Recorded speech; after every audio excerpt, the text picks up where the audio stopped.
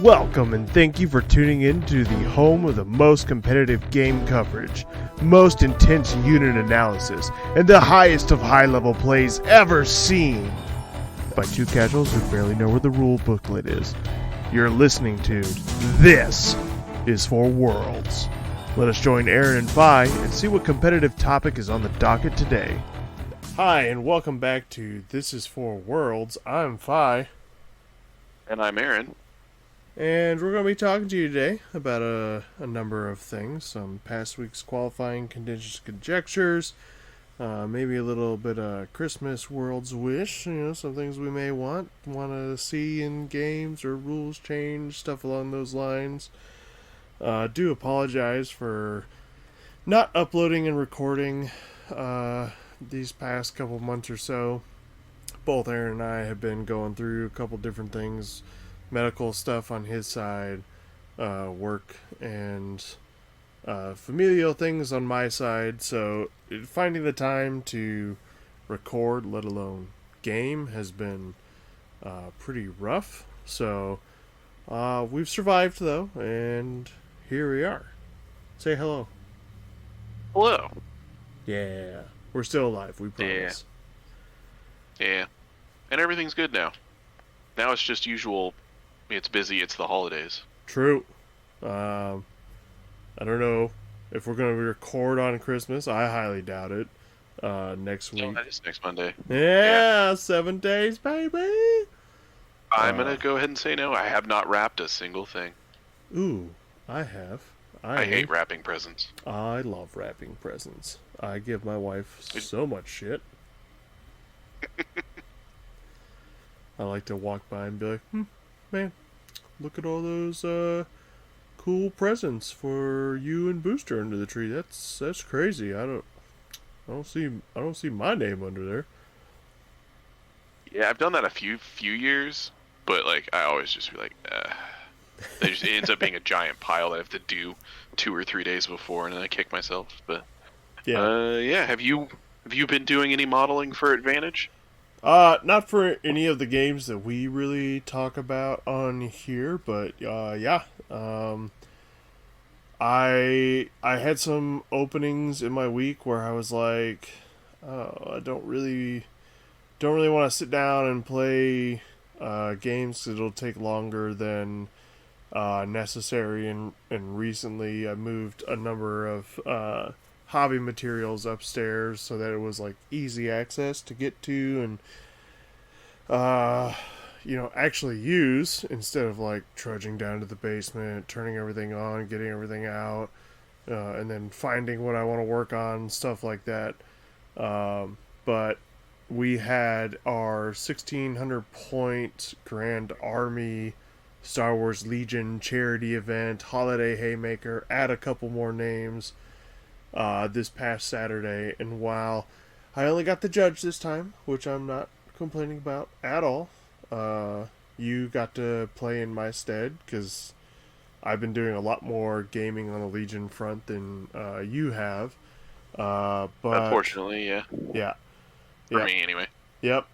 I'm not complaining. And I'm kind of glad, because the Mandalorian Resistance squads were not finished. I didn't really care about the bases being done, but I was really, really bummed I couldn't find the time to squeeze in the safety vest, the traffic cone, and the hazard yellow-black symbols on the Mando Resistance before the event. But for the most part, yeah, I did 2 Rebel Vet squads, 2 Mark IIs, my version of Ahsoka, my version of Sabine, both X-34 land speeders, and I did at least get Clan Ren and 2 Mando Resistance base coated in the colors I want them to be in, as well as finishing the bases on at least one of the veterans and Mark IIs, I think. I may end up calling the second set of veterans and the Mark II finished. I'm not really sold on the basic material I use, so I may go over it again because it kind of it goes a lot farther away from the theme than I thought it did. Looking at pictures, um, but I just Well, really like set photos and stuff. no.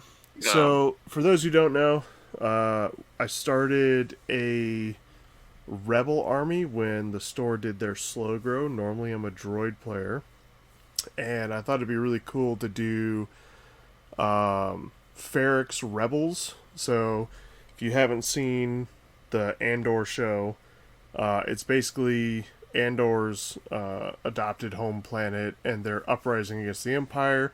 So everybody looks like machinists, scavenger, like metal scrappers, stuff like that.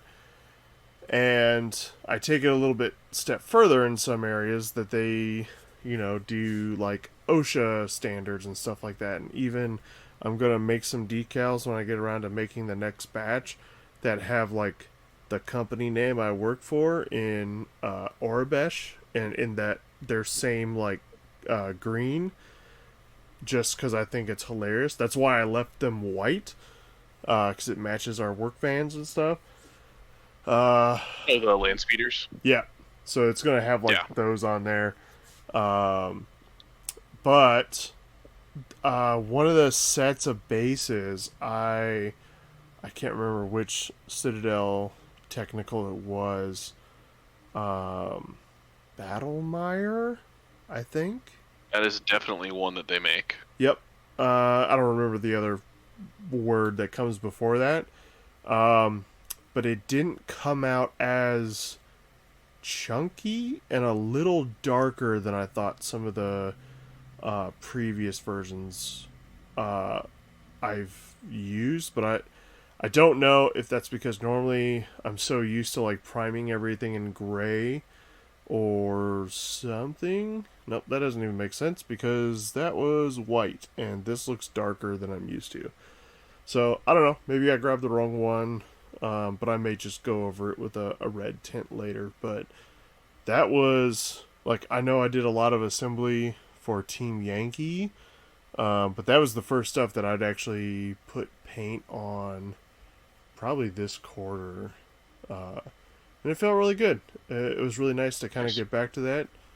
Um, it kind of makes me really want to start on my Nords now. Um, it's just finding the time again because like I still got a base coat like all of them, so that's a lot. What? And you're basing with airbrush, yeah, not rattle can. Yeah, which is not bad, and it goes real fast. Like, one of the things that I tried because normally I really like the slap chop method, and I'm still a much bigger fan of that on larger miniatures than I am. Or I say larger, but like the Legion minis, I'm still more of a fan of slap chop than I am Zenithal. But I gave Zenithal a shot on these, and I just was not as happy. And I did Mhm. 3 layers, so black, gray, black all over, gray, never dipping below, like perpendicular to the miniature, like only from above and down to 90 degrees. And then the zenithal was literally like a 5 degree off axis down, and that was it on everything, which turned out, in my opinion, gorgeous on the speeders. I was kind of worried about that, but they have this like white, gray to black fade on them that's part of the reason I was like I can't paint over this. Like I just really like this too much. Um, and that only took because you're talking 6, 7, 14, 8, 15, 18, 2 speeders, 20, Sabine and Ahsoka, so essentially 22 models. I don't think it took me more than an hour. Like, I'm pretty sure uh, cleaning the airbrush in between shades took longer than, spraying almost 20 models.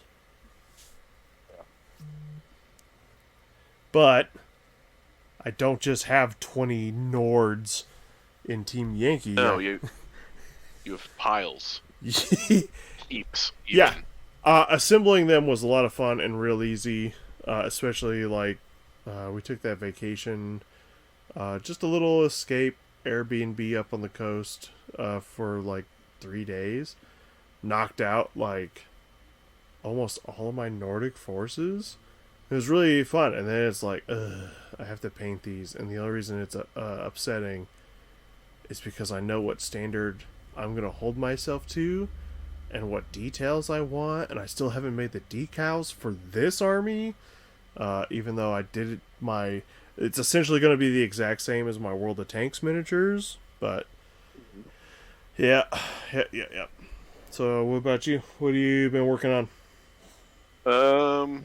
So before, just like as a quick overview, I guess, before I left to go help out a family member again for a week, I had been doing another commission to pay for a bunch of stuff, Hell and yeah! that was like a 4 week process. Something it was like 75 models, I think, all told. Granted, a shit ton of them were for Team Yankee. I think I'd say basically 670 of them were Team Yankee models. Oh yeah. For our mutual friend Chase, Yep. his Americans, painting them like GI Joe. Air That quotes was on actually a really fun process Americans. because it made me really knuckle down and kind of get a handle on airbrush basics because it had just for the longest time I've had one, and it just still always ended up being easier for me personally to just rattle can prime and brush paint it because it's all I've ever known. But I was doing camo, and it just was I didn't want to mask 50 tanks, Right. and doing it with a brush he was fine with. I wasn't. I thought it looked atrocious, and it was painfully laborious to do so. I don't And even know so it if was one of I've those seen where them, no, because I gave him to him like maybe a week before I left, and you didn't get any but we pictures. hadn't. No, yeah, I'm literally the worst. I mean, it might have been earlier than that. We've just been playing a lot of Victory at Sea and Blood Red Skies. So, True. yeah, so it was a bunch of those. He wanted some Marvel Crisis Protocol painted, so I painted that. But for myself, when I came back, I immediately got to work on my Barbenheimer, the Barbie slash Oppenheimer meme team for Gaslands, which I Came out finally found the bits amazing. I. Thank you. Stippling is sponging and stippling does a lot of work. So, but I finally found the specific bit that I wanted. Because the whole point is I wanted to paint them bright pink for Barbie, and then take Michigan, the technology team, Yep. for the sponsor, and take the BFG. So I wanted like a comedically large barrel, and I wanted a specific barrel from an Imperial Guard tank for 40K. But the way they build those kits and how easy it is to swap the barrels between like the different versions, Yeah. there's no reason anyone would ever not keep it. And it just so happened I rifled through Chase's bits, and he had just the end. I was like, please, I will pay you dollars for this like tiny piece of plastic. It's exactly what I want. And so knocked it out the morning of, and then it was very quiet at work. So I was like, well, I got nothing to do upstairs. So I'm excited to try those. Hopefully you or Andrew will be able to make it on this Thursday, and I'll be able to give that team a shot. So that's really all I've painted for myself in quite a while. Um, I have a metric shit ton of stuff on deck Yep. because I got some Christmas money early, and I've been taking advantage of sales. Yep. So Yep. I definitely have picked up a number of pieces. I'm still scouring around. Had to cancel my Battlefront order for the Oh, yeah. Sea Stallions, and then also canceled my miniature, or not my miniature, miniature markets order that I had on pre-order for the starter set for World of Tanks, the new one. Which thank God I did that, because then I found out there's cards in the expansions that don't come in the starter. That's what people were reporting online, and I was just like, but for some reason, a month after those came out, they still hadn't shipped it, and I asked to cancel it, and they're like, yeah, sure. So then I turned around and picked up the actual expansions, which came super quick. Instead, I have no idea why. Maybe the starters were just delayed or something, because I kept seeing people post pictures in the group of like their new paint jobs for the new tanks and stuff, and I was like, I want my toy too. Which, again, that mouse is gorgeous and massive. Uh, I'm also kind of glad that I saw that FAQ upped the points for that game to, I think, 500 now. I'd have to go back and Is double that the check. news? That's the new standard then? I think so. I'd have to go back and take a look at that post. I tagged you in it when Battlefront like threw it out, because it was their new um like points updates for like what tournaments are expected to run at, because Team Yankee dropped to like 95. 95? Yeah, Yeah. something like that. World of Tanks went up, and it's like, it makes sense because you're only bringing like a mouse or a Yag Tiger and like maybe two lights if you're not bringing a lot of upgrades. And people want to play with their toys, so, and then they try and balance stuff around the other one. So I've also picked up not a lot on Black Friday, but like between Blue Sky doing their Black Friday, and then just keeping an eye out on those like, oh, we have it, we don't really sell it, we just want to get rid of it style deals and stuff. That I also have picked up a number of things, and then with Christmas around the corner, I know my wife has picked up plenty more uh, coming in. I think Legion. I know there's like a Team Yankee, and I know there's a Victory at Sea, and it's okay because she doesn't listen to this, so I will act all shocked Yeah. and surprised. Yeah. So Yeah, I've got too much stuff coming. Victory at Sea's in the mail. Some Gamma Wolf stuff in the mail. I excellent. just got in my first delivery of Blood Red Skies stuff. I get Ooh. now why the starter set is only $50 and squadrons are like 60, because my god, the squadrons are way nicer quality. Hmm.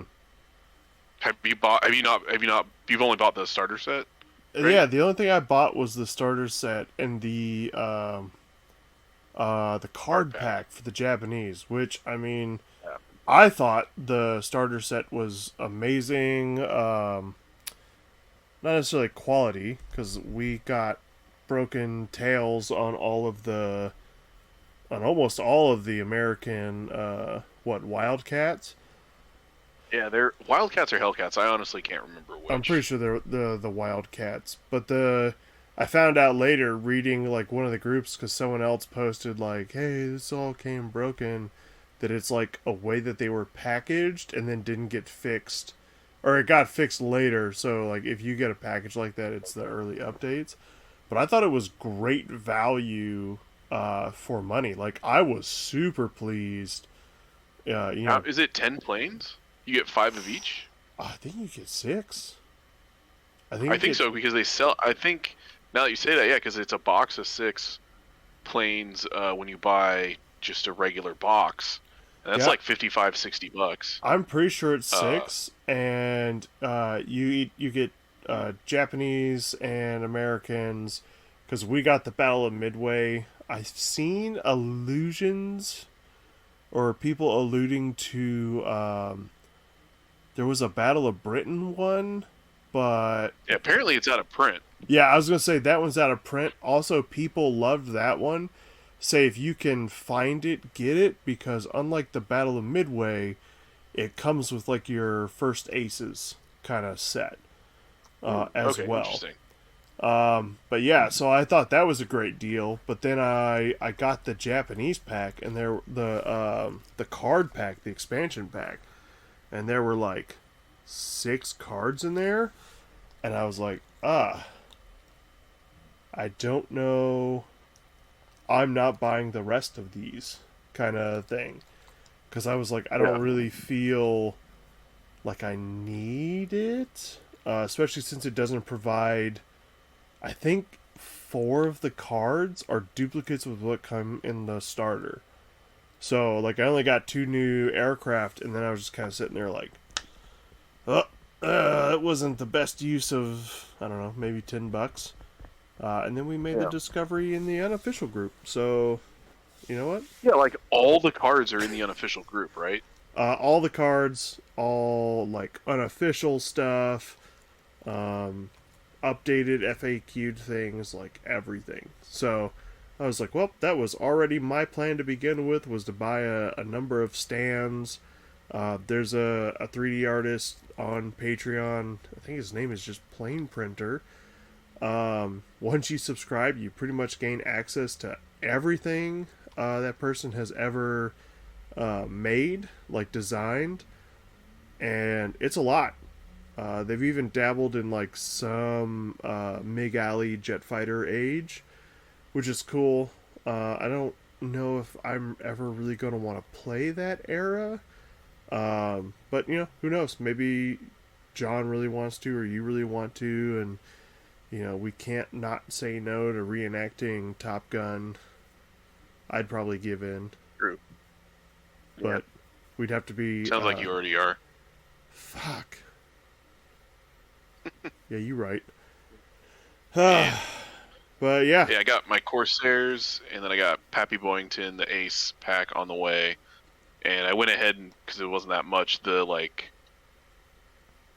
pack you picked up for like $10, I got the U.S. Air Force version yeah. because I couldn't find a Navy version, I even think though I it's just planned to only. yeah. I think it's just one and the Yeah. same. It's just a country Okay. pack because I couldn't find Yeah. the separation either, and I kind of get the feeling the separation came later. Like if they Okay. started with Battle of Britain, it was probably all like American Air Corps, Army, um German, and then they were like, all right, we're adding the Pacific. Maybe you got like Italians in that wave. I'm not really sure.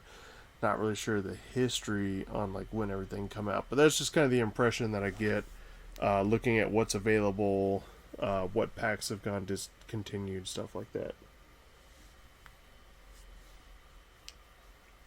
All right. I mean, that's kind of a detour from modeling for advantage. So we move on to past week's world qualifying. Yeah. Now I forget. Did you say you were like you said you were a little hazy on the details? It's been a while Yeah, I don't really for plan what you on. played. I don't really plan on going over like the battle reports because they were all with you except for like one of the Blood Red Sky games.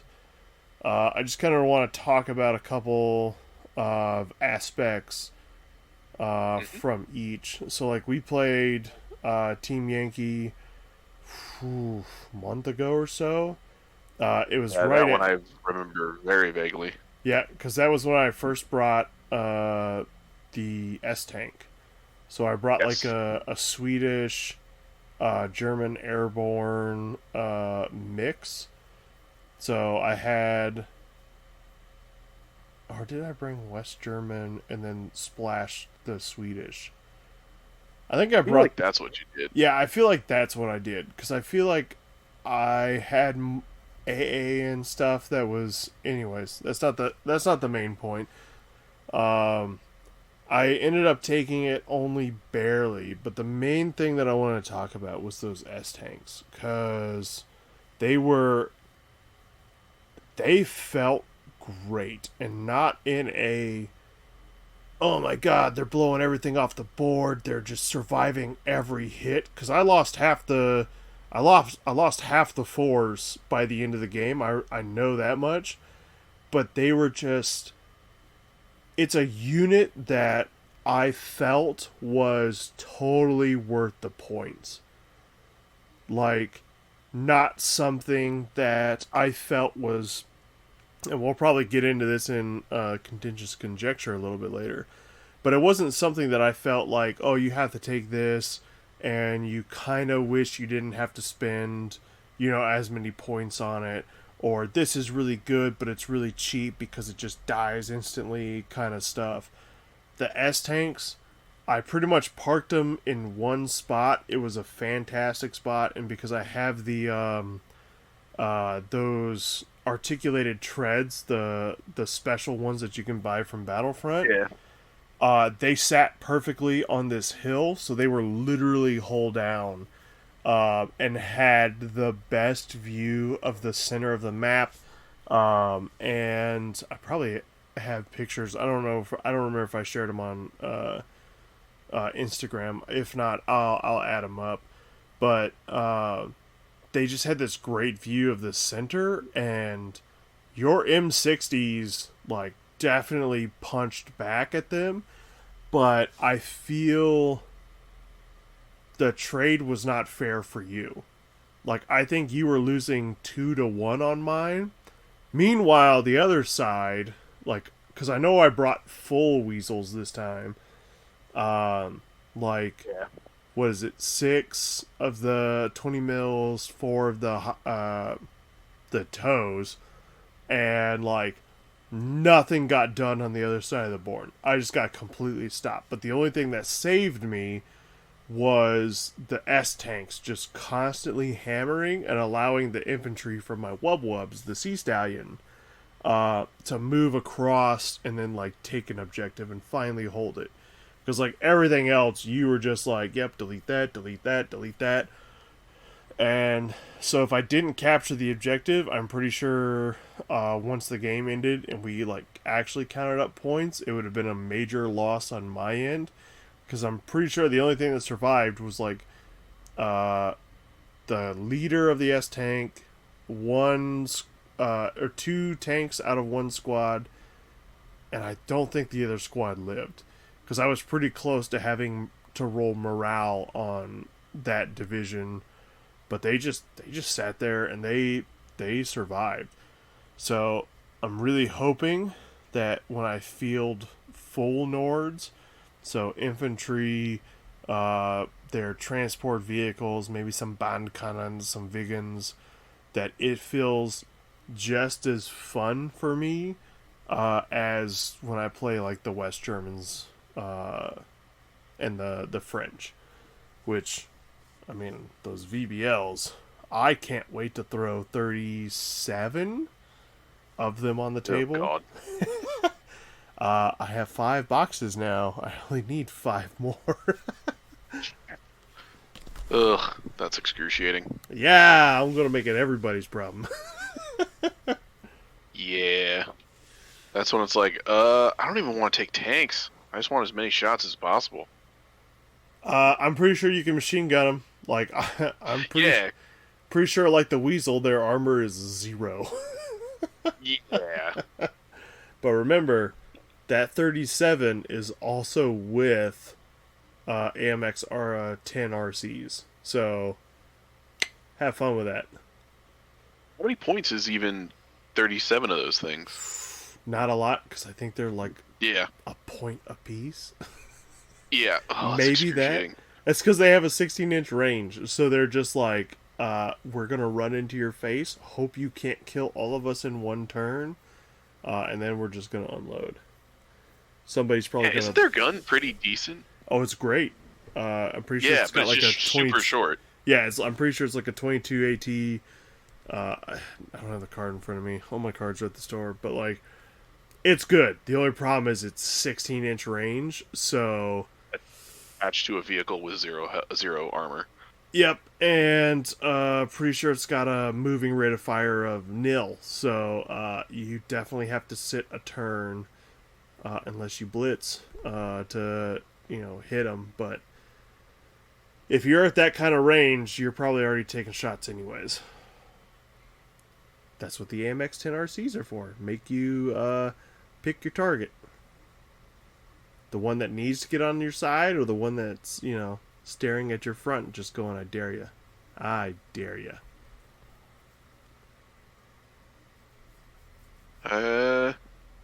Did you want to talk about the Victory at Sea game we had too? Yep, because there was something that I learned at the end of that one that I kind of wanted to talk about that is starting to appear now that at least I've picked up more games, because for a very long time I only ever played Armada and Legion. I've done role-playing games and I played video games along those lines, but we're getting to the point now where some of these games I don't understand game state. And so what I mean by that, you and I were playing Victory at Sea. This one was like probably only a couple weeks ago. I know it was like right before you left.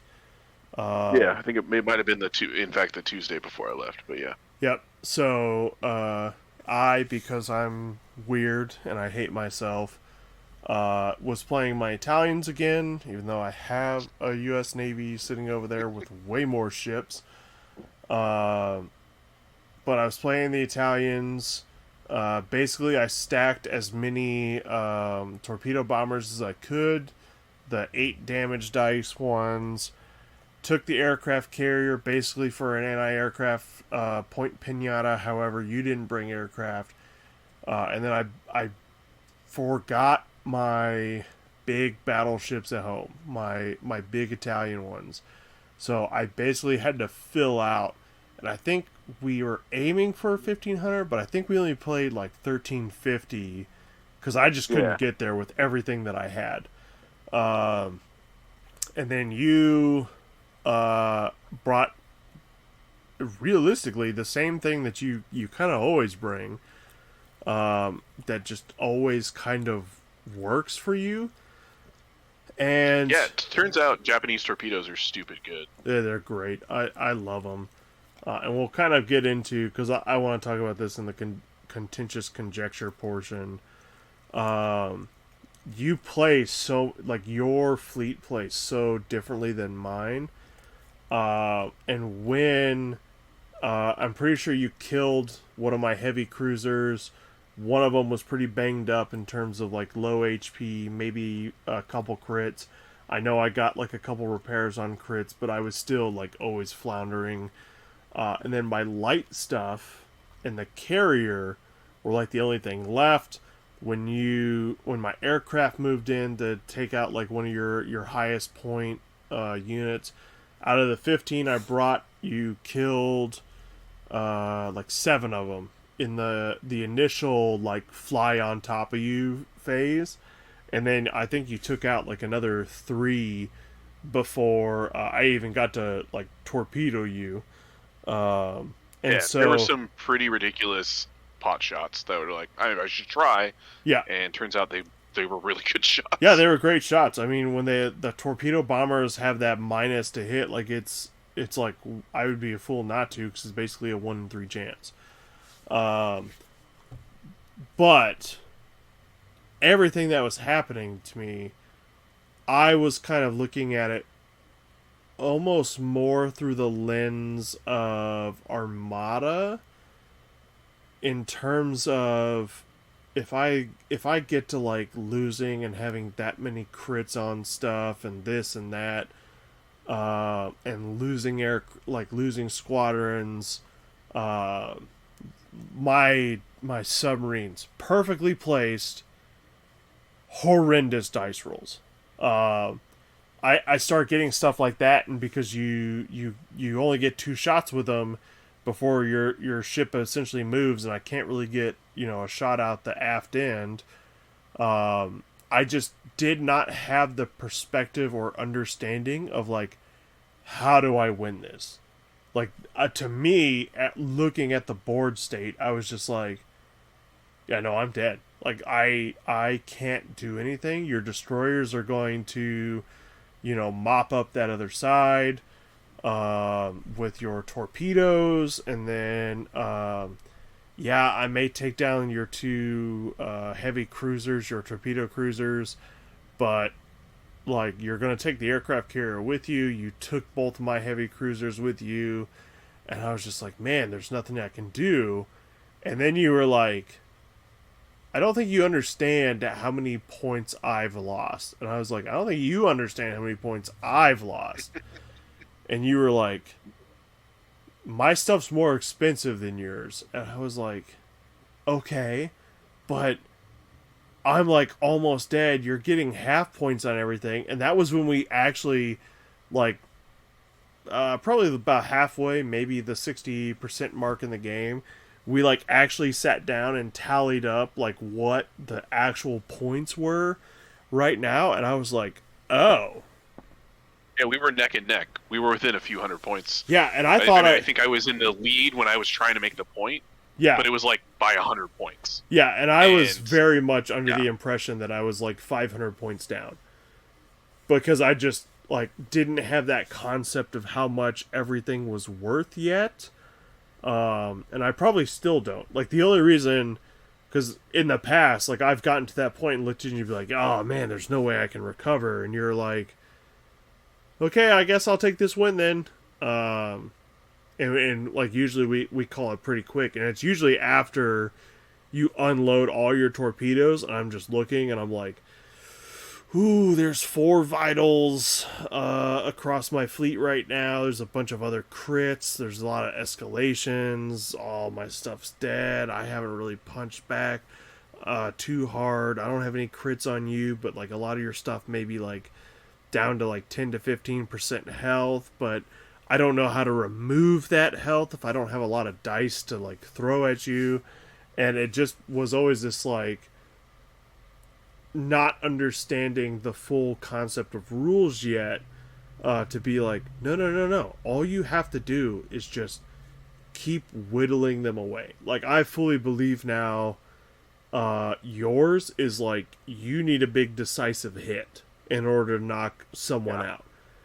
I just need to live long enough and keep throwing my piddly little dice at you until eventually, some of your stuff just goes. Because there were a number of times on, I forget which one it was. I don't think it was the Luigi, but there's like one of my light cruisers or one of my cruisers that doesn't have weak on the secondary guns. Yes. Yeah.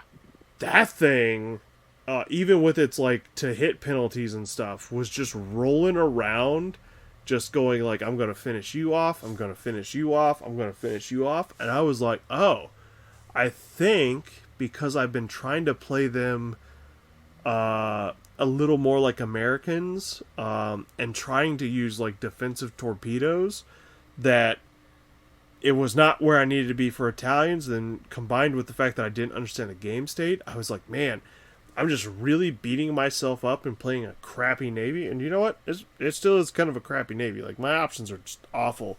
And I do lean into the reenactment bit that we've talked about. Yeah. So it was just very much this like kind of disheartening things. Like I really like it and I really want to use submarines and this and that, and hating the torpedo rules.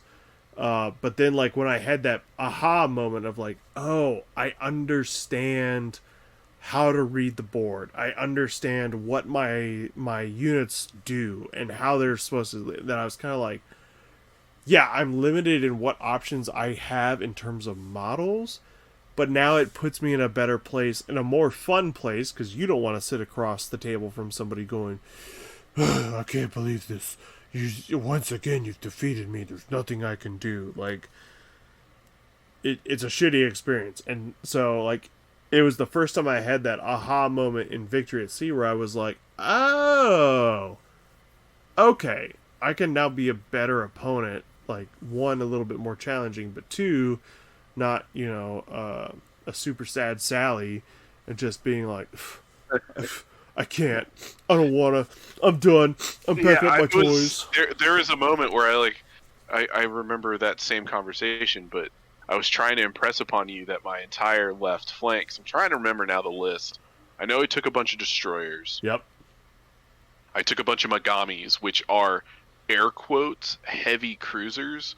Which, quick, interesting historical aside, because I'm a nerd and I looked them up on Wikipedia, they were built as light cruisers with the thought that they would satisfy like international law, and then when they went to Oh war, yeah. they could upgun them like a heavy cruiser. But that means that they are built like HP wise, hit point wise, like they're not a heavy cruiser. They're Yeah. 30 health points apiece. In the like 3 Megamis that I took on my left flank, Yeah.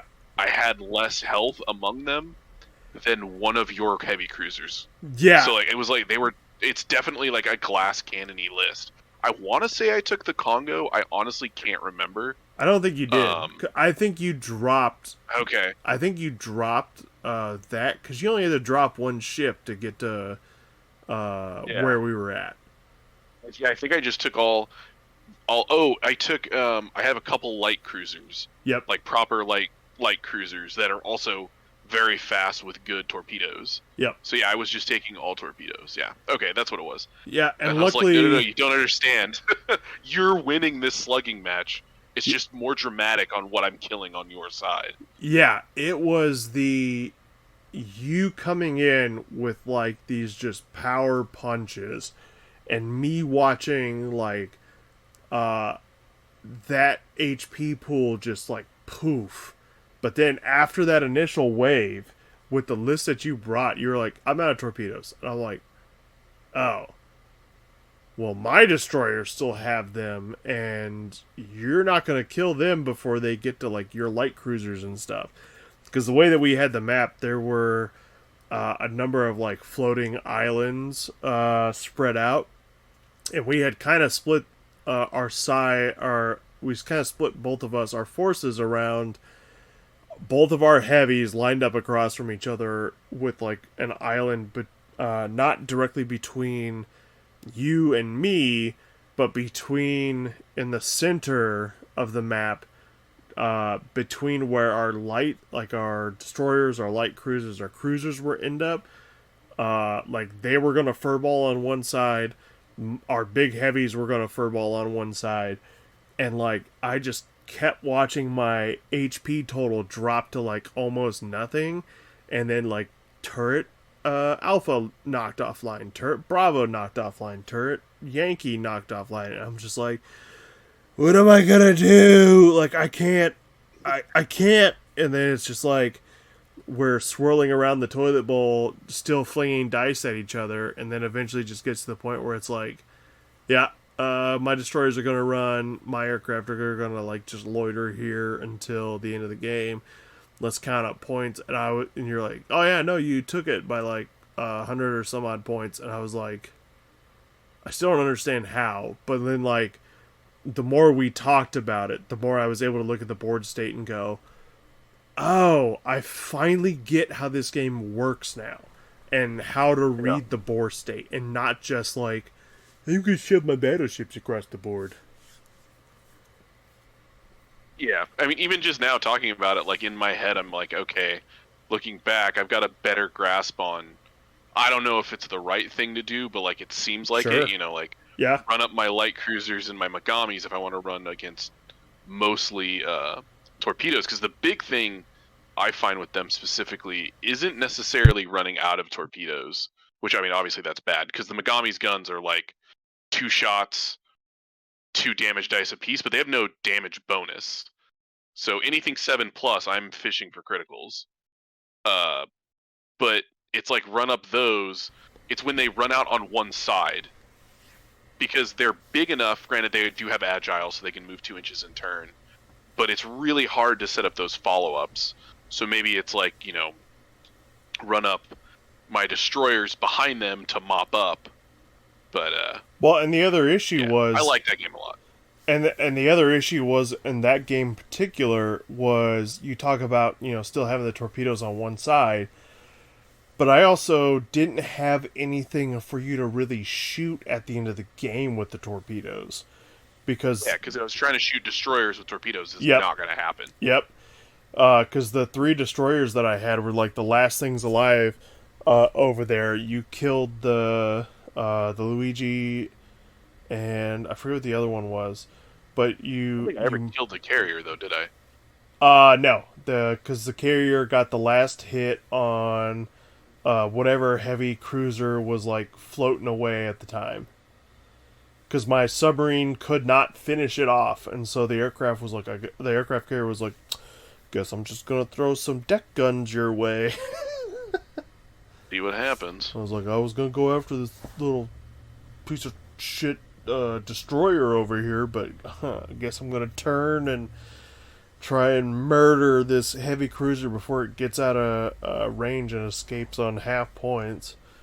But I think that was kind of the bigger play, because like if you could have gotten around, like if the island wasn't there, that meant both my heavies and the carrier, you could be striking from both sides when you came down the middle, but the island forced you to go one side or the other, and you chose the destroyer side where the 2 cruisers were. But when you nuked the cruisers, the destroyers were like flipping you off, going like, "Good luck hitting me with torpedoes, buddy. I'll see you on the other side." I mean, good luck hitting destroyers in general. True. 'Cause are they just -1 or is it -2 for being a destroyer? -1, but I guess- they always move yeah. at flank. And Oh, so it's effectively always starts at a 6. yeah, and then usually you're not getting them in arc, and you're probably not getting them at point blank. So you are usually pretty heavily penalized for taking a shot unless they just really dive in to the lines and you've got Right. enough guns to bring on target. I guess it's balanced by the fact that if you do get one good hit, they're probably toast since they're like Five. generally 5 to 7 health. Yeah. I think mine are 7 with 5 as a 7 health, 5. What do you call it? Crippled. Yep. So Sure. I don't know. I haven't really looked at the IJ in stats, but I just wanted to bring that up because that was like the first time, like playing Team Yankee, I got it really quick. Like I understood how to read a board state. Legion, that one was a really easy one to pick up a board state on. Armada, a really easy one to pick up the board state. Gaslands is always kind of a like, man, the dice roll really, like, if you can't get anything but slides, then like it's pretty easy, but it's really difficult when you can both keep up with each other and not let someone get like 6 car lengths ahead for a game. Blood Red Sky seems to also be pretty easy because it's basically like you only lose the aircraft, and that's the only way that you can like boom chits are one thing, but as we've started learning on how you actually build lists, like I can definitely see ways to avoid like that boom chit stack. Plus Japanese, the team that I'm playing, is a weird reversal here. Definitely have a number of ways to get rid of those in the cards, like when you shoot at me. I'm sure there are American fighters that can do it too. We just haven't gotten them yet. So, yeah, I think that was one of the biggest difficulties with me learning Victory at Sea was not necessarily the rules, but reading the board state, and I think I enjoy it a lot more because it was just always one of those like I really like it because it's warships and on prior Navy, and this is like the heroic era and like really cool stuff. But man, there's just been games where like because I didn't understand, I felt awful. But now that I know, I like I know we're probably playing Blood Red Sky because John's got a lot of new toys for it tomorrow. Mhm. But like, I can't wait till we can get back to some Victory at Sea too. So 'Cause I'm really excited because I picked up most of what I wanted to pick up from War. Wait, who makes that game? Warlord. Warlord? Yep. Yeah. From them specifically, like another Megami, because there were only 4 Megamis in Megami class cruisers. The other light cruisers I wanted, and then the one other battleship that I don't have, another class of battleship. And at that point, if I want anything weird, I'll probably get it 3D printed. Like Yep. if we wanted to do the midway mission, I'm not spending $100 on 4 carriers that I'm never going to use. I Or probably mean, more than that. you Outside of that mission, so you were playing when Adam asked me, but Adam, because hi Adam, we know you're gonna listen. But hello. Adam bought into the British to play with us because he kept looking over at us, on a hobby night and being like, "That looks really cool. I want to have fun too." Yep. Got him. We finally got him to cave. Yep, someone finally bought the British, which when I was looking at the list with him on Saturday, I was like, fuck, man, why did I jump in on Italians? Like, I did no research. They have some odd, like, 38 pages in the rule book of just stuff. But before he knew that, he looked at me and he was like, hey, I bought 2 core sets. I don't really need this second Eagle carrier. And I was like, okay. He's like, you want it? And I was like, I don't understand why you're giving it away. And he's like, well, they only had one. And I was like, I'm pretty sure the rule book has like 8 of them. And he's like, no, man, I'm looking at the card and it's like, it's only Oh got. yeah, because it'll say ships in class. Yeah, he's like, it's only got 1 ship in class. And I was like, no, no, no, no, no, no. That's not what I mean. I like, probably of the Eagle, yes. But, and then I like grabbed the rule book out of the locker and I was like, here's your entire list of aircraft carriers that you can play that they most definitely don't make models for all of these. And he was like, oh, so I can basically just run this as something else. And I was like, definitely, yes, definitely run that as something else. I mean, I wouldn't be opposed to taking it. They even have a random section. I don't know why. I need to read up on them a little bit more. But there's like 4 ships that are just listed under other in the back of the British section, and they're like destroyer and 3 cruisers. I'm like, why are they not under the destroyer and cruiser section? So, like, I keep forgetting that Are I they want. paper? Are they? That doesn't matter. Were they never produced? That doesn't matter. Okay, because I was. No, I understand. Oh, because I do remember that. They gave rules for things that never got produced, but I didn't know if that was in a section of its own. Nope, those are rolled under Okay. cruisers, destroyers, battleships, whatever. Sure. Okay. So like we were like quickly reading through it, being like, I don't understand why these are separate because they look like normal. They look like normal ships, like guns and how they move and all this. And I was like, I gotta look this up later because I don't understand. A weird well, Britain was still an empire back then, so it could be a Commonwealth ship, like a Canadian or something. Nope. Well, maybe Well, I don't know. weird. I can't be Yeah. 100% sure. I don't have the book in front of me right now. But like I didn't get that impression when looking at them. Like I could not figure out why they were separated.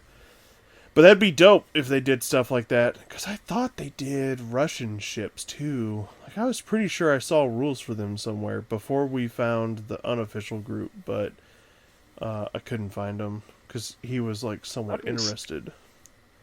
Did you see somebody posted in one of the groups we're in that they were playing Victory at Sea World War One? I think so, yeah. Yeah, and I was like, where did you get that? He's like, oh, Mongoose made it.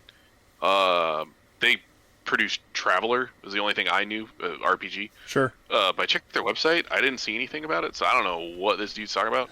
But I was super interested because they had the ships were on square bases, or rectangular bases, and they looked just like the bases for this fantasy Navy game that was like the one thing that was holding Adam back, I think, maybe from really diving into this. He's like, I'd rather play that boat game.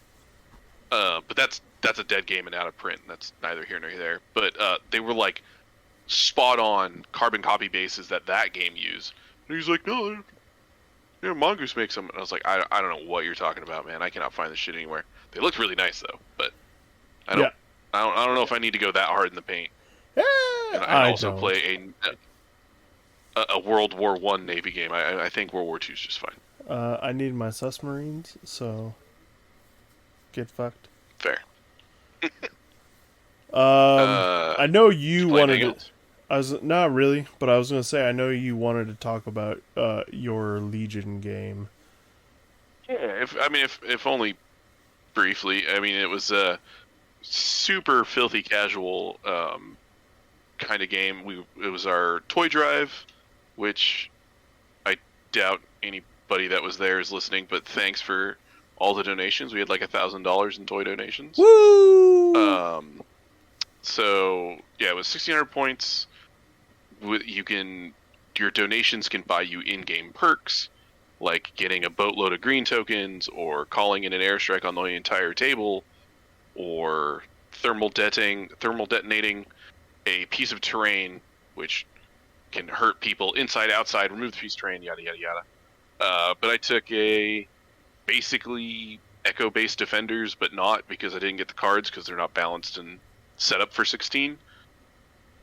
But I took, other than 3PO and R2, I took the main cast that were there. So Luke, Han, Leia, Chewie. I took Commander Luke, and he actually did pretty freaking good. Yeah. 3 vets and their guns, 2 snow speeders, 3 tauntaun squads, and 2 dish guns.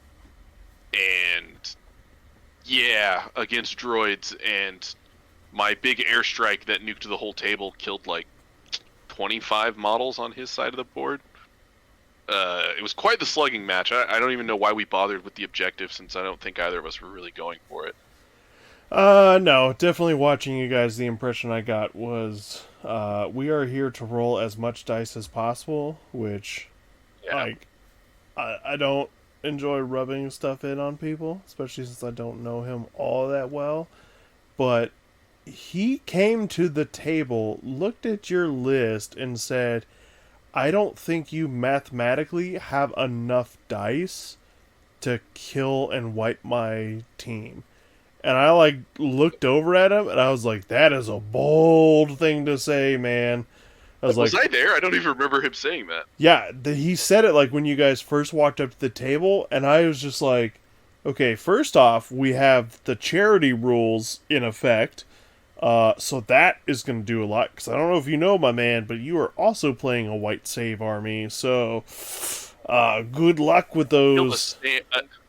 I nuked a snail tank off the board in my first turn. Yeah, that was just Yeah. someone walking up to the table with no respect for rebels, which is a shame, because you would think, with the way that I have been running the tables this past year with the one list that never leaves the bag, so everybody knows what I'm playing every time I show up.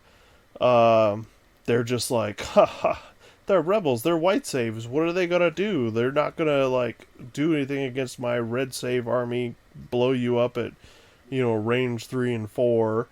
And you're just like, I literally have a cruise missile in the form of a Jedi, and she will be on you turn 2 and swinging. So have fun. And I can also play the range 4 game, which surprises people. But then again, I play a lot of units in that list that people say are awful and shouldn't even see the board.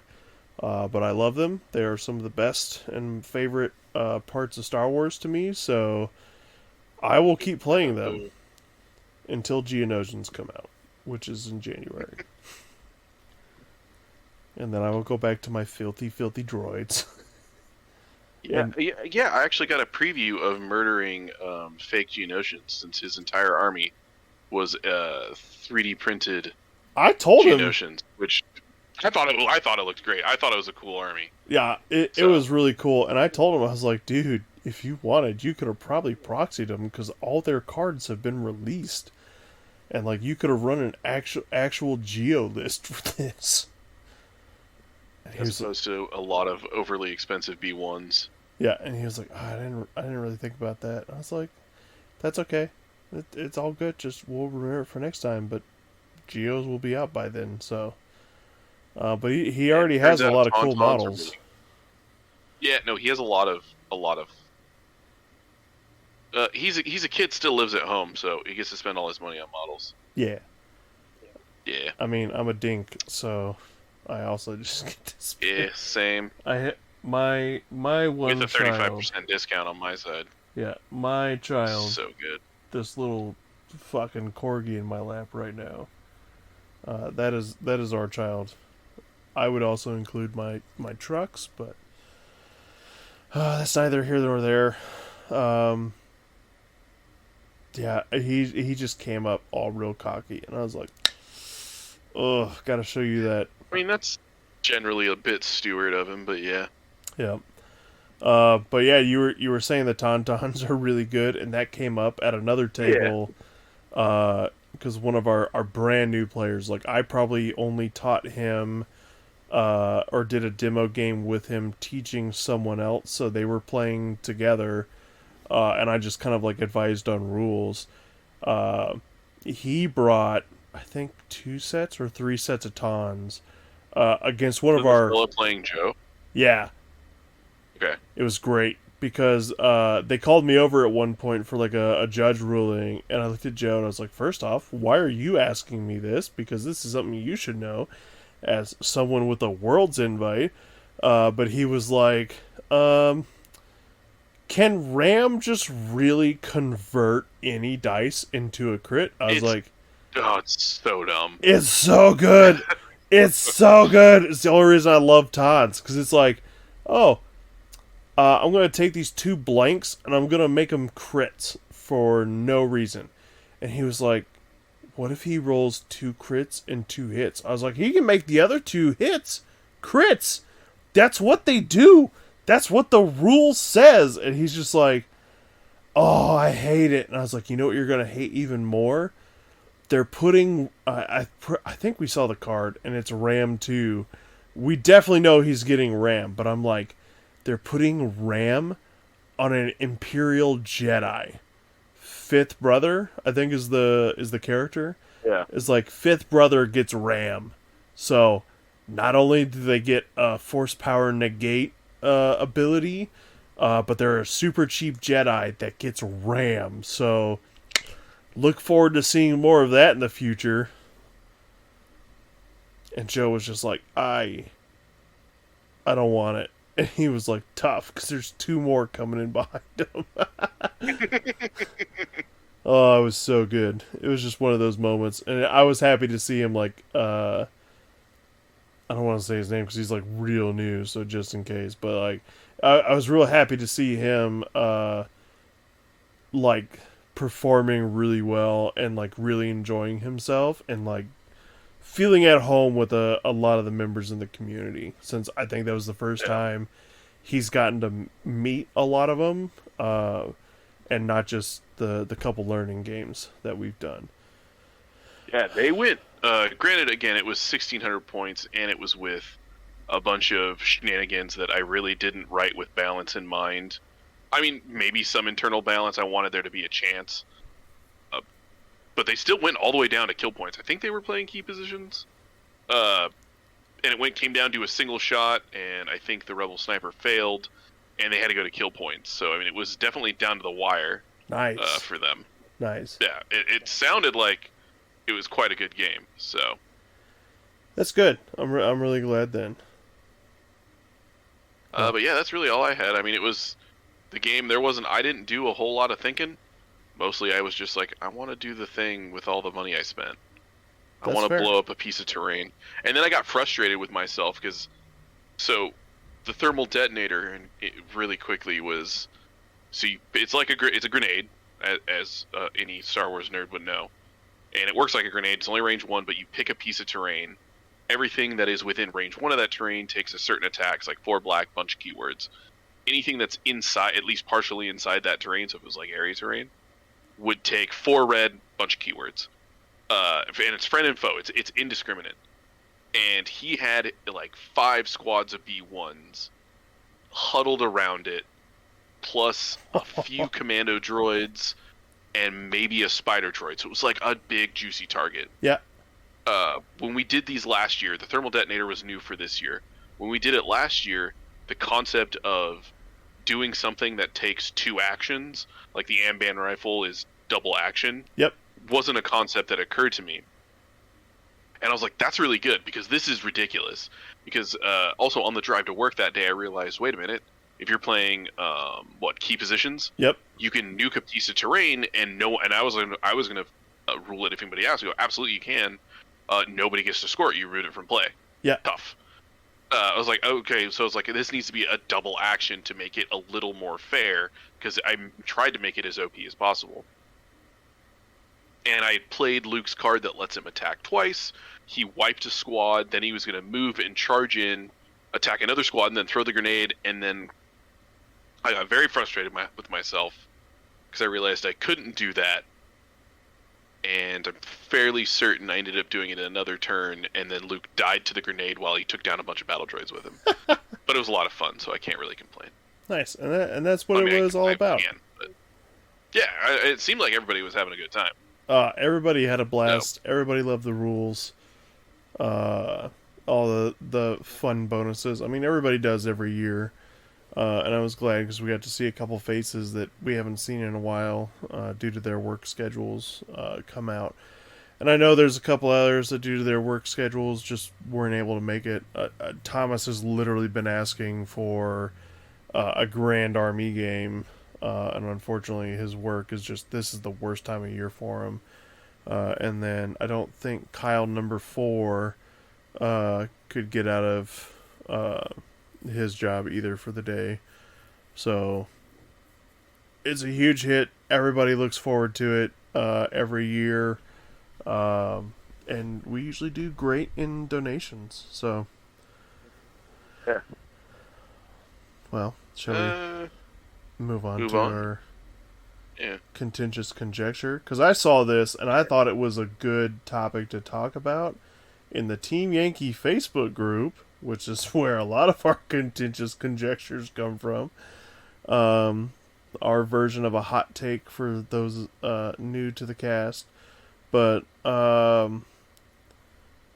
new player jumping into Team Yankee asked, how do the different armies play? And when I first saw the question, I saw it like immediately when it was posted. And I probably thought about it for a while. And I was like, And I put my opinion in there. But this may be a hot take. Because I'm pretty sure most of the comments on that, I think everybody ultimately had the same end opinion. But I think everybody would disagree with me when I say all of Team Yankee armies, not forces, not units, all of their armies play the same. The only thing that makes them different is which one do you like the best? Yeah. Which country do you have ties to? Which thing did you maybe actually serve on, or service, or build, like in a factory, or in the military, yada yada yada, stuff like that. Which one do you love playing in a video game, etc., etc. I think that is legitimately the only thing that sets Team Yankee armies apart. And the reason I say that is because I have every NATO, some outside, so West Germans, everything that's been released for all of NATO, including French, Belgian, now the Danes? I think the Danes are a part of NATO. I can't remember. I don't have the book on hand. Please don't yell at me. Belgian, Anzac, so New Zealand and Australia. Probably missing a couple more, but like I have them all. I've looked at their stats every time that I've wanted to play units. Like I look at them, I sit down, I'm like, I have this country, I really like this one thing in that country, but I don't want to build, like, I don't want to play this. And then, like, I look around and I'm like, ooh, I really like this, I don't want to play that. Can I splash in a support formation? Cool. All right, this is what we're playing.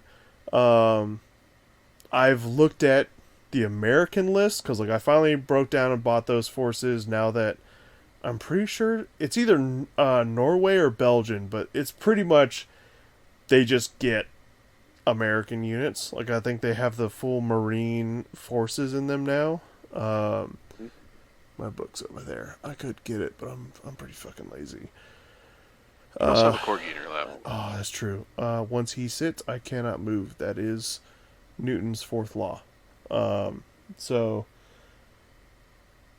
it's just like when it comes down to it, really all you're looking at is big, heavy point cost things like Abrams, T-80s, Leo 2, A5s, like all these really big expensive tanks, and a complement or a parking lot where you bring multiple small unit MSU and you just shit units out on the board. Like, that's it. That doesn't mean every unit plays the same, but I genuinely think, aside from maybe like the IDF, I think it's just a lot of the oil war stuff, and then like Sweden, there's a lot of overlap in the armies and the type of unit you can take, and then just what you build out from there. Because, like, I saw a lot of people saying, like, oh, this specific unit is really strong, and this unit is really strong. I'm like, cool. I'm going to take this army, and I'm going to splash that force in. Or I'm going to take that army, and then I'm going to splash this in. I think because you can mix and match the formation with your, like, country's allies, just makes it to the point where it's like, look at what you are tied to, what you're going to have the most fun building, what you're going to have the most fun painting, what gets you excited to put this on the table aside from like hanging out with your friends, because usually I think a lot of people who jump into this aren't necessarily in that community. I think it's just something that you're browsing a game aisle or something and you're like, well, I like tanks, this is a game, cool. And then like you buy stuff and you look for people. So it's like whatever's going to give you that incentive to like further the hobby and not just have an army on a shelf is more how this game is catered to. And the reason I say that is then you turn around and you look at, yes, I'm aware, different rule designers, different manufacturers. You look at Victory at Sea, where each navy feels different. Definitely. In how they play, in how they work, in their team rules, in their aircraft available to them. Like, having that realization and then turning around and look at Team Yankee and it's like, oh, I brought the most expensive Abrams. And it's like, cool, I brought the most expensive Challenger 2s. And it's like, cool, I'm bringing Leclercs. I'm bringing Leo 2A5s. It's like, cool. Yeah, when you boil down armies to stat lines, they kind of do. They definitely blend together. Blur together. Yeah. Because, like, one point that I was thinking as you were explaining that was that, what was the question again? What was it? It was, what difference is there among the armies? Was that how he phrased it? Kind of, because he came into the group, he's like, hey, I'm a new player, I don't want to make a wrong choice, how do they play, and he just kind of went on, from there. He was like, how do they play, in terms of, like, what armies do what? And I was like, They don't really It's play just differently. right. I was gonna say I've just through looking at what people talk about they play, and not that despite the title of our podcast, despite not caring about the meta, I do like to look up tournament lists just to see what people are playing, so I understand that if at the very least, oh, is there a unit that's a trap that's not worth buying cash wise? I generally will avoid it, right? Sure. Uh, I but don't it seems to me understand that. like this game has three major archetypes, and some nations do those archetypes better than others, right? Correct. There's MSU, like you talked about.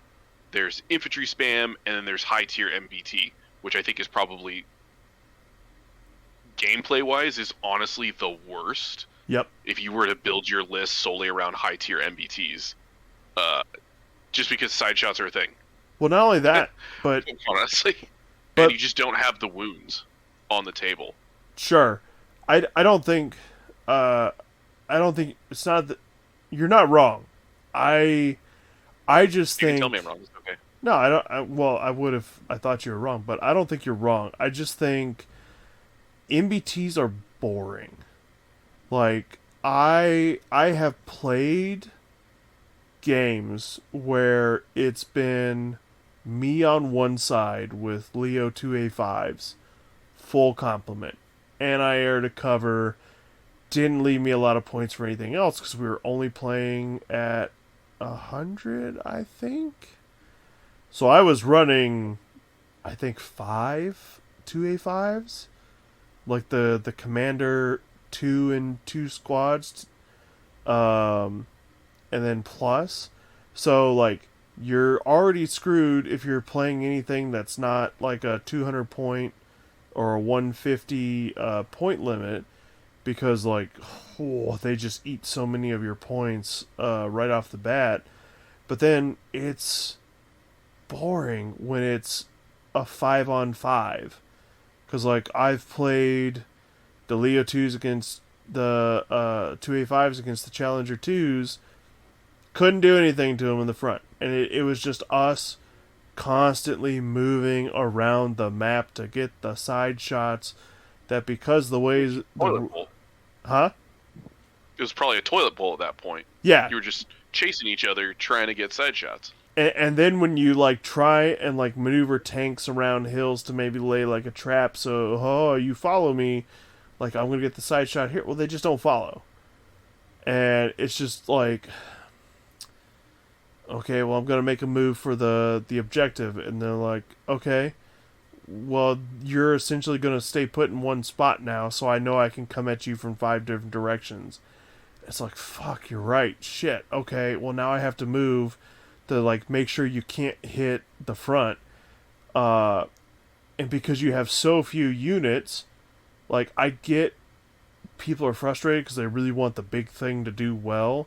Like people like their really big expensive stuff, the like the Abrams, the 2A5s, the Challengers, the Leclercs, all of that. But it is just so easy for people like me to throw AMX 10RCs because haha meme wheelie boys. I will just die throwing wheelie boys and weasels at people for the laugh. And it's just so easy to get on a side and throw like 8 dice at you and be like, sorry. Yeah, it's especially since this game isn't like a lot of other miniatures games that have tanks, where those tanks have a life total for you to eat through. So getting hit once and having a shot go through generally isn't the end of the world. Sure. And I feel like it might be because of the scale of the game, where it's meant to be mass combat, mass armies fighting each other. Yep. Is that my M60 that costs like 4 points has just as much health points in that regard as an M1A1 heavy common that's like fucking 45 points. That's 10 times the cost. Yep. And it's like, and at that point, unless I'm shooting other MBTs, high tier MBTs on front armor, it's horrific overkill. Right. Like I'd rather, you know what I mean? Like sure, it's 2 shots, it's AT probably like 23 or something. But if I'm shooting something that's front armor 15, knowing my luck, I'll probably just whiff the shot and not hit anyway. And that's 40 points that I could have taken, 10 tanks in. Right. Uh, And I mean, I get it, because if you... I don't know how you solve it, or even if you really need to solve it. But I know players also consistently complain about, like, games are turning into parking lots. And as I said earlier in the podcast, when I only need 5 more to get my 37 VBLs, is like, I'm going to be that person that has 37 VBLs and a full AMX 10 RC formation, and I think I had a couple Mephistos. Maybe I'd have to double check. I've got the list saved, but it was just one of those, like, yeah, I'm gonna turn that because I think it's hilarious. But that doesn't change that you can do that with Americans. You can do that with French. You can do that with Russian, or pretty much most of the Warsaw Pact. You can even do it with Canadians and West Germans. If you just take Leos, like just the ones, you just take Leo ones and you spam the crap out of them. You take AMX 30s for French. Like, there's so many small units that you can take.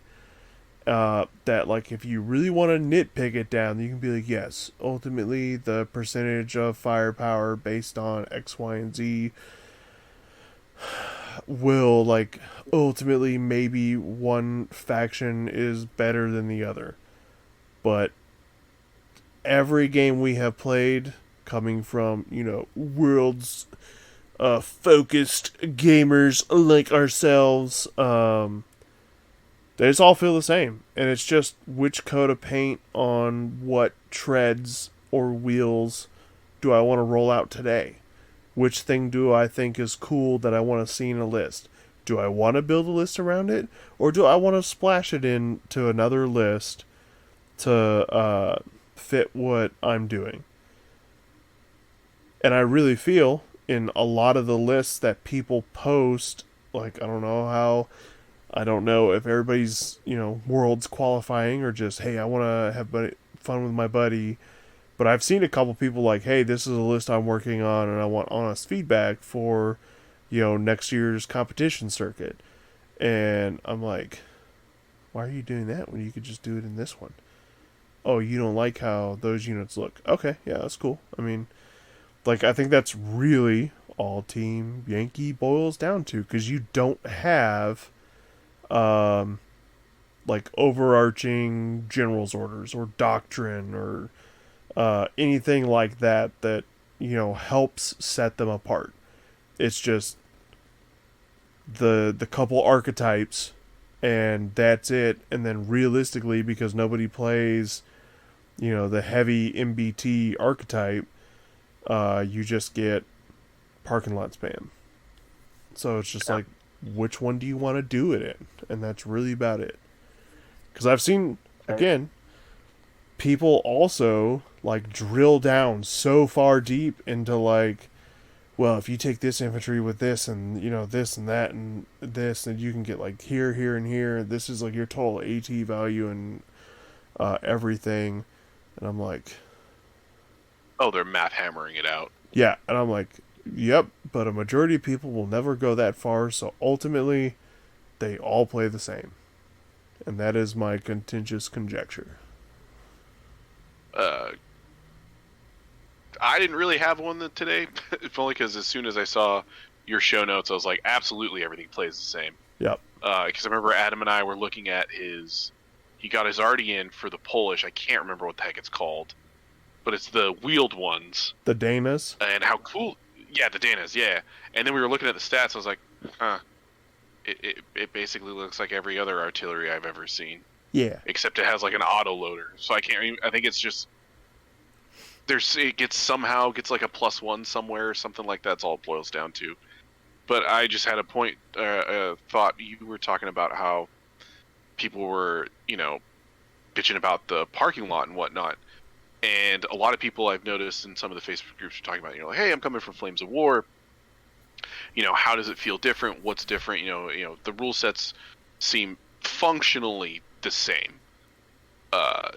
Flames of War might cover other things like towed artillery, things of that nature. But the basic gimmick of, firepower checks, AT values are essentially the same. Right. Just more powerful. And they said the biggest problem that Team Yankee has is that it really seems to beg for, which is crazy to think for me, a bigger table, because other than dudes playing Napoleonics, I can't think of any game that plays bigger than a 6x4. And they're like, no matter what, you're basically in range turn 1, and Team Yankee is screaming out for a bigger table. Oh my god. Yeah. Oh. Right. Ooh. It was an epiphany for me too when I read that. I was like, holy shit, you're not wrong. Right, because there's not a shit ton of maneuvering. Like, I know we do build, because I just love the way they look. I know we build dense tables. You and I like the way that they look. You and I like playing with infantry and having a lot of places for them to scurry and dig in. But even then, because I mean, I think it's cool for the tactics, because you and I have played matches where tanks dying in a certain choke point has meant that neither of us can get to a side of a table without going the long way around, which means, oh shit, we're probably not, one of us isn't scoring, which means the other one has to fully defend. Like, there's no more, I'm feinting around the side. It's like, no, I know you're going for the cap, and I need to punch you in the mouth for doing it. Type, which is cool. But yeah, like, I'm sitting here thinking, like, I just want to play on the floor now and have, like, a massive map. Like when you're a kid and you have that Hot Wheels, like, city rug carpet. Yeah. You have that little rug. Yeah. And you're like, just zooming around. It's like, I would love to fucking do that and have, like, a massive map so you can get, like, actual formations, so you can get, like, actual maneuvers. When you drop your helicopter squads off in an area, you get that you actually get to, like, drop them instead of being like, can't land there because you're within, like, 6 of the enemy, and you're like, god damn it, I just want to yeet these guys from the sky and keep on moving, please. And they're like, well, it's in the rules. So it's like, yeah, I totally get it because of the range values you're working with and all that. Like, I can't think of us really ever taking longer shots than, like, oh yeah, we're within 16. I don't need to really care about to hit. Stuff like that. I can only think of on, maybe 3 or 4 occasions where I was, like, long bombing a shot. Yeah. And someone's like, are you sure? And I was like, good call, because I am barely there. But that is, like, far corner to far corner. Yeah, and a lot of times, usually it's like the end of the game, and you're like, someone's trying to run or someone's trying to get to something, and you're like trying to throw a unit back because, like, at the beginning, you just move into range and you start blowing people away, and, like, really hammering it out, trying to get on the flanks before your opponent does, and, like, oh, I could just see that on a big table, a big mat. It goes to it also kind of plays into something that I kind of realized early on, and I think I've mitigated that by just simply learning the game to play the game better, and learning that I can't, a list of all M1s is not the best. Sure. Is how ridiculously important first turn felt. Like how it seemed like if I didn't get first turn, I was like, okay, I'm on the back foot the whole time, which felt really bad. Yep. Because it's like it shouldn't, objectively, like, it shouldn't be down to chance. Well, and then you got your reserves. Yeah. But yeah, someone pointed that out, and I was like, son of a bitch, because like, I think M1s or most of the American tanks are all 40 inches. A lot of the mid and low tier Russians are 32-inch range. And, a 48-inch wide table, or depth table, 4 feet, that's, and then you got 12-inch deployment, scouting or spearheading going on, yeah, it gets out of control pretty quick. So, Oh but to man, to alleviate the parking lot thing, sorry, go ahead. I was gonna say that would also make like airstrikes and SAM or anti-air in general placements like more thought provoking. Because like Yes. right now, a lot of the stuff that I put on the table against you is like, what's the range on that? It's like, oh, The 72 table. inches. Yeah, and you're like, and you or even like maybe it's like 50 or something, but it because it's placed like almost dead center, it literally turns out to be the whole table all the time. And so then it's like, ooh, now you got to play the game with like tall cover and this and that. But like ultimately, it's still getting a shot at you.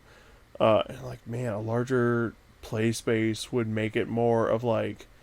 I think you keep the points values the same because Yeah, then it's like, absolutely. ooh, which side do I really put my AA on to protect? Do I spread myself super thin and like make sure everybody at least has some protection?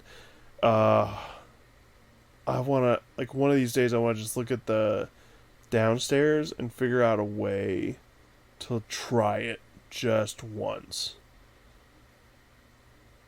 Yeah, especially when you talk about the AA and the small table, it's the point where like I don't even want to sink points in aircraft anymore at all. Yeah. Just knowing how stupid good anti-aircraft can be and how cheap it can be. Yeah. It's almost like I feel like I'm pulling a fast one on my opponent because aircraft can be super powerful, but if I don't take it, you're just like at a disadvantage. Sure, it can objectively hold an objective, right? Like Yeah. some chaparrals that I brought that have no aircraft to shoot at, they can go sit on my objective, but they're gonna melt. They have nothing to do. They have nothing to fight Right. ground targets. Like the So like the only one that I've ever been like, haha, fuck you, buddy, is like when I played Canadians, and I had the ADATs, and you're like, tough, I didn't bring aircraft. I was like, tough, he doesn't give a shit. like He's yeah, you got those stupid. Ugh, those things are gnarly. Yeah, and they were like, I don't give a shit. I'm still gonna punch you in the face. And you're like, I don't have aircraft, and I'm like, I know. It doesn't care. It kills. I loved it. Oh, it was so much fun. I need to play some more Canadian Bacon, but my Nords. The sweet, sweet Nords. Yep. One other point I was gonna make to add to your contentious conjecture, and I've noticed it, and I have to double check again exactly what the value was. But a lot of, again, tournaments, not that I really give a shit about a competitive play, but it's interesting to see what they do Well, as and you part of their learn list stuff. building rules. Yeah, exactly. Their list building rules, you are forced to take a tank, some detachment of tanks, with a minimum armor value of at least, I think it's like 15 or 16. Ooh. You have to take an amount of them. So to basically go, you can't just take, nothing but My a VBL. pure Bradley list. Oh. Yeah, you can't take like a pure Bradley list because apparently the Bradley list for Americans is really really good because I have access to TOW2s, a decent autocannon for light vehicles, Infantry. and choppers, and I have infantry. They're like, nope, you have to take something. Yep. Now, sure, that might just be M60s, but I mean, four M60s is still a decent chunk of points. Yeah. Out of your whole list. So It's fair. but that's all I got. Well then, I think that we have kind of worn out the contentious conjectures. Do we want to get into the holiday spirit here when we got a week from Christmas and talk about maybe some things that Christmas worlds wish? Doesn't have to be a specific game, but something maybe you'd like to see in the coming year. Doesn't have to be something that like we know is coming. This is kind of just to like throw it out there, rub the genie's lamp. And Do you want me to go first? Or you want to go first? I'll let you go first. Okay. For mine, it's gonna go back to Star Wars Legion, like the proper, full-size, actual war game that got me back into the hobby after like a 6-year break. Gaslands got me dipping my toe back in, but Star Wars Legion was the one where I was like, I have a full army, I have to actually buy hobby paints and do the whole thing. And for me, for the most part, just like if all I had was Legion, I don't know if I could play it every week personally. It just sitting down, like we've talked about this before, just sitting down to just play an 800-point game. I think I'd have fun playing you or playing Chase, but if I was just going to come in and just do a pickup game, like it just doesn't catch me anymore. I think a lot of the competitive environment has turned me off. But one thing I really would like to see the game have, and I hate to give Games Workshop credit, but they, out of the box, they have a simple, effective narrative system for people to play pickup games with what they have and slowly build up like we did with the Slow Grow a little bit. But, there's a little bit of story there. Units earn accolades, they earn wounds, so to speak, that carry over game to game. It's, something Stormtide-esque, but is first party, it's free as part of the rules, and you can play it with anyone. So if we wanted to, we could run a narrative campaign at the store where, hey, here's the mission everybody's playing this week. You just got to play. You only get your points for the first mission you play, but you can be someone else's opponent. And it really seems like a huge void in what they offer for Legion as a product. That it's, to this day, it still kind of surprises me that it's not there. I think the Crusade rules for 40K are maybe a page double-sided. I'm not saying it would be easy or the same. They are two different games. They would need to be balanced differently, etc., etc. But the fact that I can't just... The fact that it's not there kind of really bums me out. And I do know Stormtide's a thing, but I don't know how expensive it is, but it's not cheap, I don't think. Not really. And you can really only play it against one person, which that's fine. There's nothing wrong with that, but it's not really something a club or a store can do. Okay, so this is where my Easily. my inexperience with the newest chapter comes in. But I think the newest chapter would give us that ability, but it doesn't fit your A, first party, B, free. Like, Yeah. everything that is in that, like, don't get me wrong, 5th Trooper is a great benefit to the Star Wars Legion community. They put a shit ton of effort and work into list builders, quick access rules guides, news articles, podcasts to keep you up to date on everything. And they took it upon themselves to put out this this narrative campaign that I've done kind of another podcast for, where we finished essentially the first section of the first chapter. I think we were like halfway through the second section of the first chapter, and it's great, but it definitely is only really meant for the story side, is only you and an opponent. But the third one, they took more of a D&D is what they kind of said that it's inspired by, where it's no longer like you lead whatever general you made up, but it's like an RPG system where you get a character and then you throw them in the CIS army or a mercenary or rebels, what have you. And then, like, as you complete games, they get points, and then eventually you can work them up to be a commander, or you can make them an operative, or you can make them a special forces. Like, there's a lot more of a route to it, which kind of fits more with what you're needing, because that's what a lot of the feedback from the players was like, hey, we don't hate the narrative side, we don't hate the story, but because it's an IP that is very closely guarded by a company that will move to protect, very quickly in lots of fashions. just because they're not making like billions of dollars. The Fifth Trooper's not making billions off of it. They have to be very careful, and they can't call lightsabers, and they can't call it force powers, and they can't, do anything that brings that risk.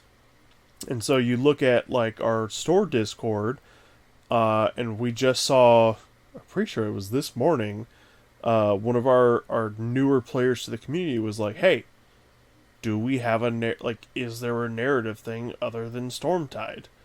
And it's like, no, doesn't exist. You either make it yourself, or you adapt, like Age of Rebellion, Age of Empire stuff to it. Oh, that's what that conversation was about. Okay. Yeah, I didn't read that entire conversation, but I saw the post of the RPG books. yeah, because Link was essentially like, I want to do a narrative campaign, but one doesn't exist. So what you're describing, I can definitely understand, because there's a lot of call for it. Like, there are people who also want to just expand it more than just I'm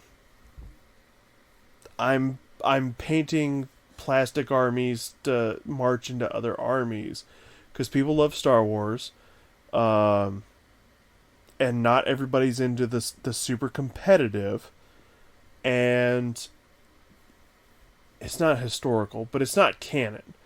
Like, you can have Grievous fight Luke Skywalker. You can have Leia, shooting Yoda, stuff like that, where like you can pit these armies from different. And so I always say it's like two nerds sitting around or two generals, if you want to be politer, two generals sitting around a table that's like not doing a reenactment, but like, well, I think Leia with this army could have taken, Grievous with this army, and someone else is like no. Okay, let's put them in a simulation and see what happens, kind of thing. But people have that need and desire for like something that's set in the Star Wars universe, which is why we have things like Stormtide. You have people reaching out and asking for it. So I totally get it. It makes a lot of sense. Yeah, I mean, I would even totally be willing to break on the whole free bit, because I realized that the argument I made was erroneous, because like Crusade is, I don't actually think it's free. I think it is, you only get it if you buy the main rulebook, which I know Legion doesn't have a book that you buy.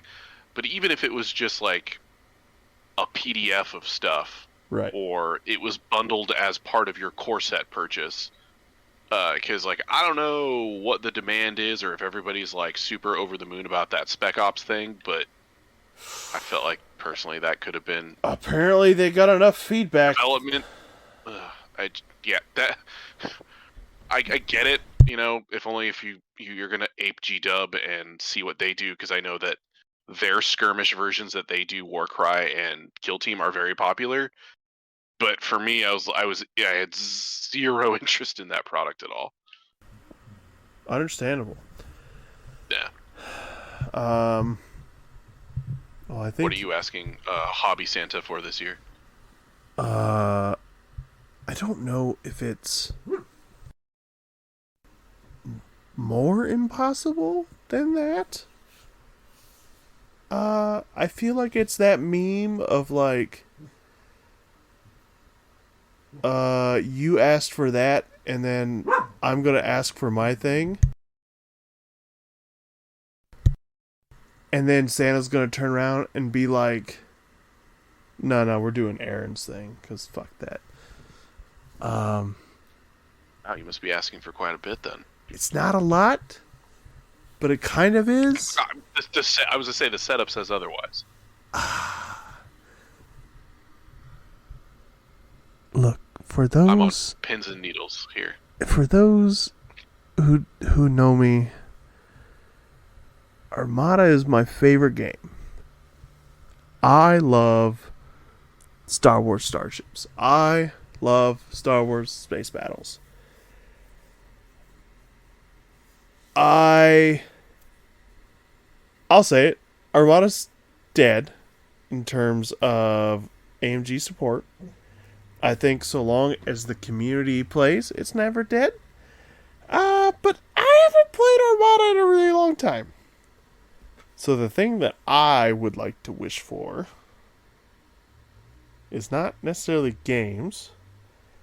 I would like a release, and I have a specific one that I want because I would like to get back to playing this faction. Because every time I go to play and teach, like do the one demo game, I always play Empire and Rebels because like that's a majority of what everybody wants to see.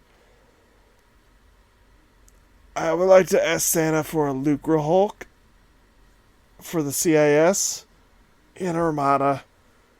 Please. I know we have not released a single Clone Wars ship, squadron, anything, except for the print-to-plays since AMG got handed Armada. But I would really like a Lucra Hulk for Christmas, Santa. Please. Please, AMG. Please. You know, it's funny you say that because I'll never forget when you told me the Lucre Hulk wasn't in that game, and it blew my fucking mind. Well, then I had like, to I've explain never the played Armada. size. Yeah. Like, sure, I get that it's massive. You know, it's like an SSD essentially. Right. But it's iconic to be sure. Oh, it's a good looking ship, man. I'm surprised there has not been a model for it. As many fucking ISDs that we have. We even got a Republic Venator.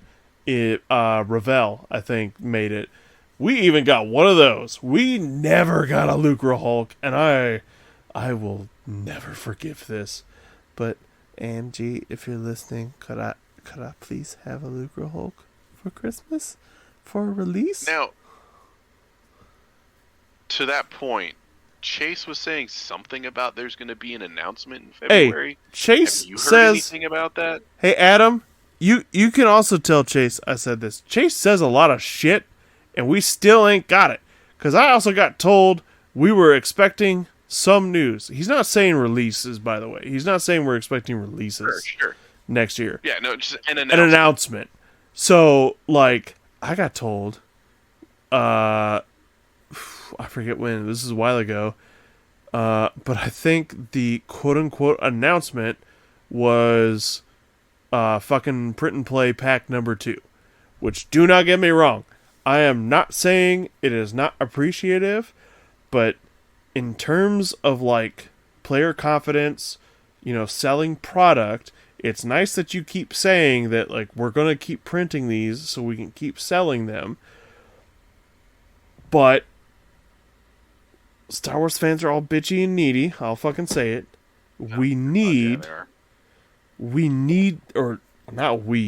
They need new shit to keep their attention and keep playing the game.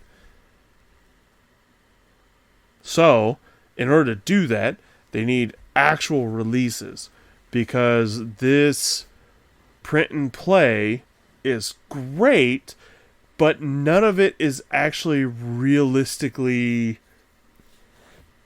changing a lot of stuff. And the one time it did with the Anakin, I think it was the Anakin Fleet Commander release, they turned around and had to nerf it because it was so bad, and then it just kind of went back to being normal. Like, nothing is really altering. There's not a lot of new play style.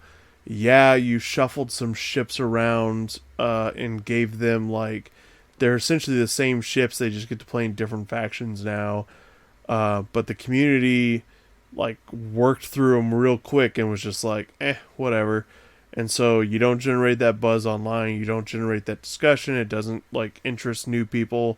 New people may walk through, you know, like, Blue Sky and be like, oh man, these are really cool.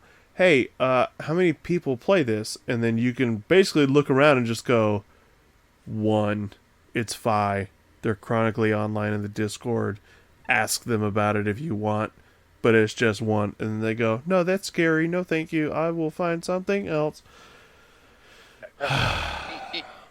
Atomic Mass games, those boxes in that store, I work there, but like they're covered in a lot of dust. Yep. Just saying. Yep. And And you know, I really, part of me, like a teeny tiny part of me is like, oh, I hope it doesn't get super big again, but it's for selfish reasons because I don't need another game. But the ships are so damn cool. well, and I was And going to every time I say, walk down that aisle, you don't even need I'm to so buy. tempted. Oh, I'm aware. Yeah, I can just play with your toys. I like I I would love to buy more. But we are to the point in my Armada collection, like the only thing I don't have multiples of is a Super Star Destroyer. So I'm just like, I don't even want to buy more. It's like I would love to just to move product for you guys, but I can't make myself. There's too much stuff coming out for other games that they make that I'm just like, if it's not new, I'm not even gonna look at it. Like I have everything already. And people also see that dust and be like, it's clearly not moving, so either it's a bad game or nobody plays. And AMG, give us new shit. A Lucre Yeah, I Hulk. mean, I'm concerned because I've heard people talk about one of the reasons they don't want to support it is that they're a model company that wants to make models that, you know, you need to build and paint yourself. And I don't know if that's true, but if it is, and they turned around to you like, hey, we're releasing them as, you know, anything new going forward is going to be a proper model kit.